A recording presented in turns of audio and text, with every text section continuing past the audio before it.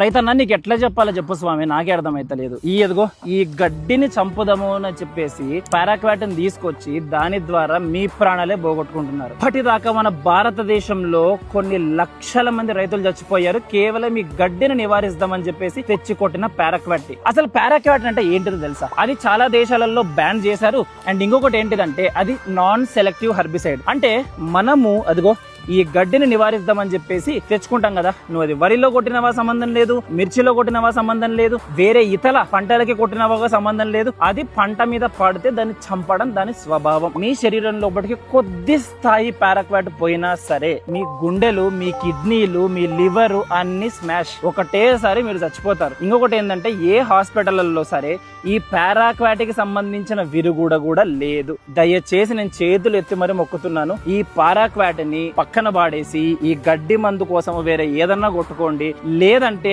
కూలీలం పెట్టుకొని దీనిని తెంపించుకోండి, లేదా అది కూడా కాలేదు అంటే ఏదైనా టిల్లింగ్ చేయండి, లేదా అది కూడా కాలేదంటే వేరే ఏమన్నా ఈ కలుపు మొక్కలు నివారించడానికి ట్రై చేయండి. కానీ పారాక్వాట్ లో మాత్రం వాడకండి. అది బ్యాన్ చేశారు, మీరు కూడా దాన్ని బ్యాన్ చేయండి దయచేసి చెప్తున్నా.